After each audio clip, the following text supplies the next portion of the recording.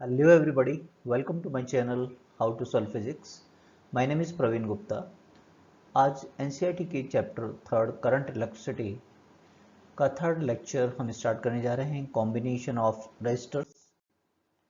इससे प्रीवियस दो लेक्चर्स में वेरी फर्स्ट में हमने लिया था इलेक्ट्रिक करंट और सेकंड डील किया था इलेक्ट्रिक रेजिस्टेंस। तो जिन्होंने भी नहीं देखा है वो रेफर कर सकते हैं। और आज का लेक्चर होने जा रहा है रेजिस्टेंस का कॉम्बिनेशन। तो चलिए शुरू करते हैं। चलिए सबसे पहले सीरीज कॉम्बिनेशन को डील करते हैं। सीरीज कॉम्बिनेशन ऑफ रेजिस्टर्स कब कहलाते हैं? Two resistors are said to be in series. R1 R2 को सीरीज में तब कहेंगे if only one of their end points are joint. केवल R1 R2 का एक ही एंड पॉइंट को हमने ज्वाइन किया है, दोनों को बाकी दो को फ्री रखा है। अब होता क्या है इसमें, इसकी कुछ प्रॉपर्टीज देख लेते हैं। सबसे पहले तो same current passes through the each resistance. अगर आप सीरीज में कनेक्ट कर रहे हैं तो हर एक रेजिस्टेंस में एक ही करंट पास होगी। क्यों?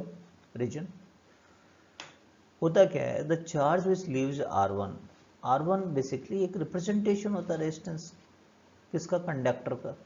कंडक्टर में जो अपोजिशन है चार्ज फ्लो के रास्ते में उसका, ये तो एक रिप्रेजेंटेशन है। बेसिकली चार्ज फ्लो हो रहा है जिसको हम करंट कहते हैं। तो चार्ज विच लीव्स R1 के इस एंड से जो यहाँ से छूटेगा चार्ज, वही R2 के अंदर एंटर करेगा, है ना। और since current measure the rate of flow of charge, rate of flow को ही मेजर करती है। इसका मतलब इसमें से जो करंट जा रहा है वही R2 से जाएगा, एक ही करंट दोनों में से फ्लो होगा। ठीक बात है। अब वोल्टेज की बात कर लेते हैं। वोल्टेज आपने इस सर्किट के अक्रॉस में मान लीजिए बैटरी से V अप्लाई किया है, तो voltage across each resistance is directly proportional to its value of resistance. कैसे? ओम्स लॉ हमारी मदद करेगा। ओम्स लॉ के अकॉर्डिंग पोटेंशियल डिफरेंस R1 के अक्रॉस यदि V1 है तो उसको हम क्या लिखेंगे? I multiply by R1। तो देखिए V1 R1 के प्रोपोर्शनल हो गया, I तो कांस्टेंट है दोनों के। इसी तरीके से हम R2 की बात करें तो V2 क्या होगा? I ही करंट फ्लो हो रहा है, I इंटू R2। तो V2 किसके प्रोपोर्शनल? R2। तो क्या कह सकते हैं? Voltage across each resistance is directly proportional to its value of the resistance. Yes और नो? नेक्स्ट प्रॉपर्टी पे चलते हैं। Sum of the voltage across the resistance V1 V2 का sum is equal to the voltage across the combination. Combination के across में जो आपने voltage लगाया है ये V1 प्लस V2 के बराबर होगा। क्यों? देखिए इलेक्ट्रिकल पोटेंशियल क्या होता है? एक स्केलर फिजिकल क्वांटिटी होती है। तो V क्या होगा? V1 plus V2। V ही डिस्ट्रीब्यूट हुआ है V1 और V2 के अंदर। V1 की वैल्यू क्या थी? IR1। V2 की वैल्यू क्या थी? IR2। तो V को हम लिख सकते हैं I multiply by R1 plus R2, लिख सकते हैं ऐसा। यदि RS इसका इक्विवेलेंट रेजिस्टेंस है, इस सर्किट का R1 R2 का इक्विवेलेंट रेजिस्टेंस को RS कहते हैं एज फॉर सीरीज। तो देखिए हम क्या कहेंगे? RS equal to V over I। पूरे इस कॉम्बिनेशन में I करंट जा रहा है तो हम क्या कहेंगे? RS क्या होगा? ओम्स लॉ से voltage difference divided by the current. अब V की वैल्यू क्या थी? I R1 plus R2। I का डिवाइड कर दिया हमने, I से I कैंसिल हो जाएगा, तो सीरीज कॉम्बिनेशन का रेजिस्टेंस कितना आ गया? R1 plus R2। क्लियर है? अब जरूरी नहीं है कि दो ही रेजिस्टेंस कनेक्ट हो सीरीज में, दो से ज़्यादा हो सकते हैं। जैसे 3 रेजिस्टर्स हमारे पास हैं तो हम इसको एक्सटेंड कर सकते हैं। क्या कहेंगे? R1 plus R2 plus R3। तो इसी तरीके से इसको हम n रेजिस्टर्स के लिए भी एक्सटेंड कर सकते हैं। 3 से ज़्यादा 4, 5 या 10 कुछ भी हो सकते हैं। तो हम क्या लिखेंगे? RS क्या होगा? R1 plus R2 so on up to the Rn। अच्छा एक क्वेश्चन का जवाब दीजिए। हर एक रेजिस्टेंस की वैल्यू R हो और n रजिस्टर आपके पास हैं। जैसे चलिए 3 रजिस्टर्स है, R R और R, तो क्या 3R बोलेंगे? यस। n रजिस्टर्स है तो क्या बोलेंगे? NR। n टाइम्स हो जाएगा एक रेजिस्टेंस की वैल्यू का। ठीक बात है। चलिए चलते हैं पैरेलल कॉम्बिनेशन पर। पैरेलल कॉम्बिनेशन ऑफ रजिस्टर्स कुछ ऐसा दिखाई देता है सर्किट। कैसे डिफाइन करेंगे अपन? कि आपके पास 2 और मोर रजिस्टर्स हैं, ये पैरेलल में तब कहलाएंगे if one end of all the resistors R1 और R2 का एक एंड एक पॉइंट से A से और जो दूसरा पॉइंट बचा है वो B से, है ना, अदर एंड जॉइन टुगेदर। एक एंड तो आपस में ज्वाइन कर दिया, दूसरे भी आपस में ज्वाइन कर दिया, तो ये हमारा कहलाता है पैरेलल कॉम्बिनेशन। इसकी प्रॉपर्टीज क्या होगी सर्किट के अंदर? Voltage across each resistance is same as applied potential difference across the comb. इसके अक्रॉस में जो वोल्टेज मैं लगाऊंगा, देखिए लगा के दिखाते हैं, एक बैटरी जोड़ दी, R1 R2 के अक्रॉस में भी V ही वोल्टेज डिफरेंस होगा। क्यों?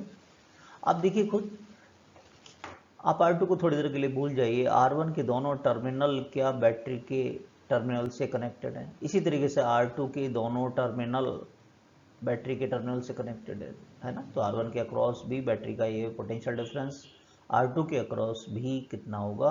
V ही होगा। R1 के अक्रॉस भी क्या होगा? V। क्लियर है? करंट के बारे में बात करते हैं। बैटरी से जो भी करंट इस कॉम्बिनेशन में जा रहा है वो देखिए डिस्ट्रीब्यूट हो जाएगा दोनों रेजिस्टेंस में। कैसे डिस्ट्रीब्यूट होता है? इनवर्सली प्रोपोर्शनल टू इनके रेजिस्टेंस के। क्यों? रीजन देखें, ohms लॉ देखते हैं। पोटेंशियल डिफरेंस अक्रॉस R1 को क्या लिखेंगे? I1 R1, भाई है तो V ना, तो इसके अक्रॉस में वोल्टेज डिफरेंस क्या है? I1 R1। तो I1 को क्या से लिखेंगे? V by R1। तो क्या I1 इनवर्सली प्रोपोर्शनल हो गया R1 के? इसी तरीके से पोटेंशियल डिफरेंस अक्रॉस R2 क्या होगा? V equal to I2 R2, right. तो I2 की वैल्यू क्या हो जाएगी? V by R2। तो देखिए I2 इनवर्सली प्रोपोर्शनल हो गया R2 के। रेजिस्टेंस के इनवर्सली प्रोपोर्शन के अंदर करंट का डिस्ट्रीब्यूशन होता है, नहीं? और सम ऑफ द डिस्ट्रीब्यूटेड करंट्स, ये करंट जो डिस्ट्रीब्यूट है I1 I2, वो टोटल करंट I के बराबर होगा। यस और नो?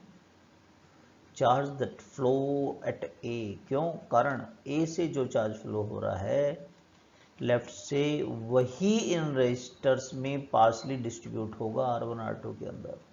और time rate of flow of charge ही हमारे पास में क्या होता है? करंट। तो I क्या होगा? I1 प्लस I2 के बराबर होगा, है ना। इसको आगे चल के हम किरचॉफ्स फर्स्ट रूल में भी देखेंगे, जिसे जंक्शन रूल भी कहते हैं। इक्विवेलेंट रेजिस्टेंस की बात कर ले पैरेलल कॉम्बिनेशन की।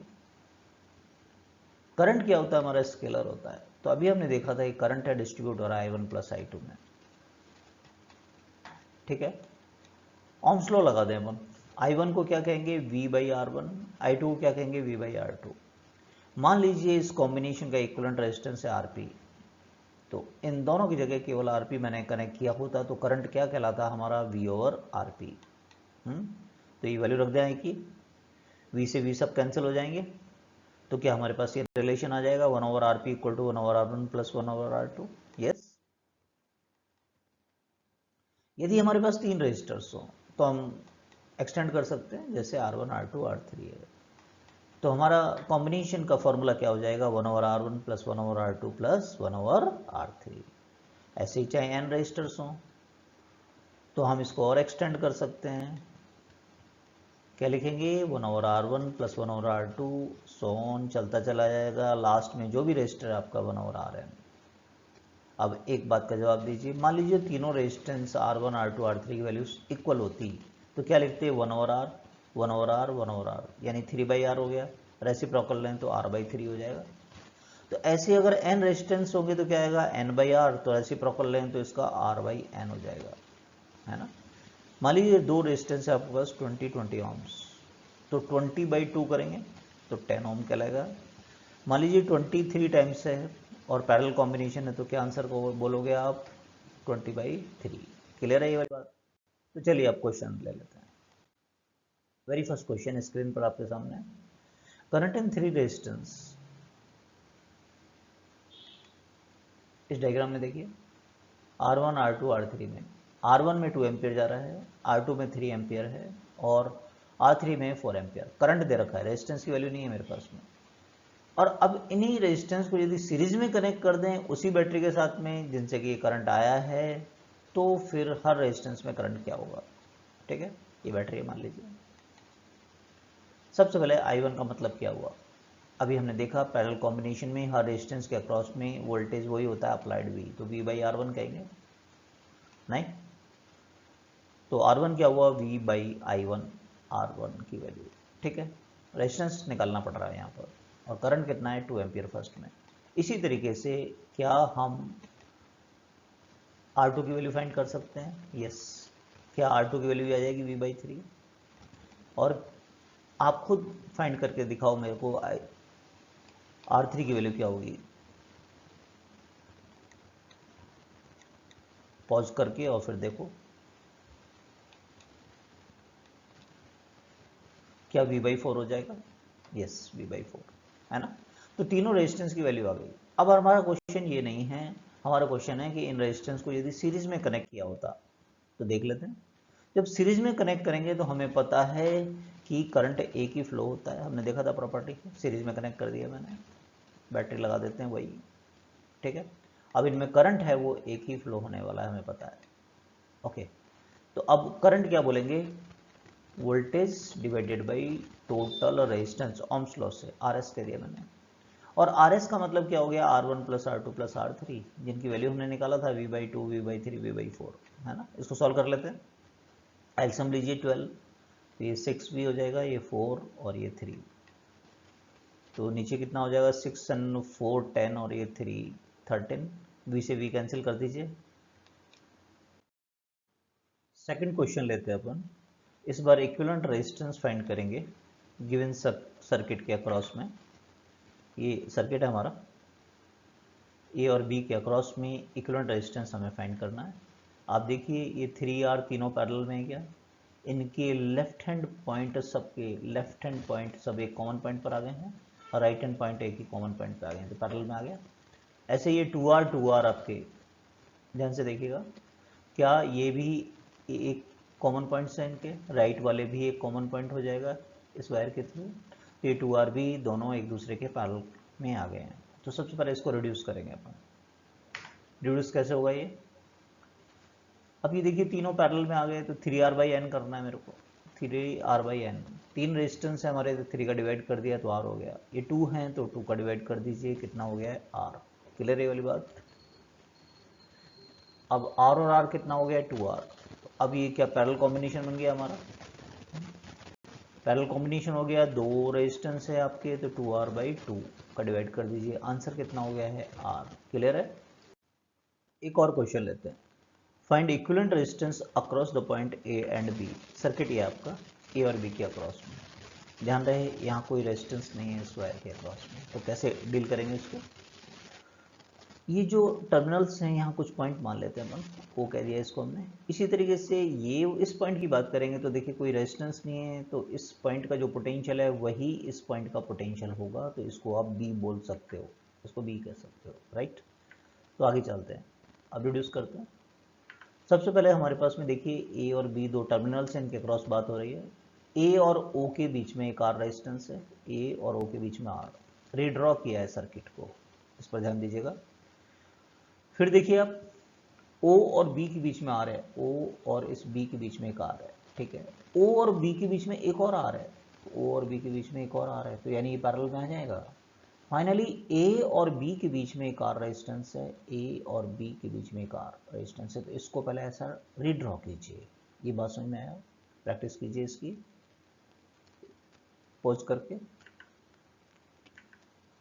फिर ये R और R क्या पैरेलल में आ गए? पैरेलल में आ गए तो R/2 हो जाएगा, राइट। क्या ये R और R/2 सीरीज में आ गए हैं? यस। तो R में R/2 को ऐड करेंगे तो 3R/2। क्या ये दोनों पैरेलल में आ गए हैं? यस, पैरेलल में आ गए हैं। तो पैरेलल कॉम्बिनेशन का क्या होता है हमारा formula? 1/R equal to 1/R1 plus 1/R2। R1 R2 की वैल्यू रख देते हैं अपन। R1 कितना आया था? 3R/2 और R2 था R, राइट। इस 1/R को ऐसा लिख सकते हैं हम 3/3R, या एलसीएम ले लीजिए। ऐसा करने से थोड़ा इजी हो जाता है। 2 + 3 कितना हो गया? 5/3R। रेसिप्रोकल कर लीजिए तो इक्विवेलेंट रेजिस्टेंस कितना आ जाएगा? 3R/5, यानी कि 0.6R इज द आंसर। समझ में आया कैसे डील कर रहे हैं? नेक्स्ट लेक्चर हम लेंगे इलेक्ट्रोकेमिकल सेल से रिलेटेड, इसी चैप्टर का। उसमें हम डील करेंगे सेल क्या होता है, सेल का ईएमएफ से क्या मतलब है, इंटरनल रेजिस्टेंस से क्या मतलब है, charging and discharging of the cell, terminal voltage difference, cell का सीरीज एंड पैरेलल कॉम्बिनेशन। तो बने रहिए हमारे साथ, सब्सक्राइब कीजिए जिन्होंने नहीं किया है, लाइक कीजिए, शेयर कीजिए अपने दोस्तों के साथ। Thank you for watching. मिलते हैं नेक्स्ट लेक्चर के अंदर।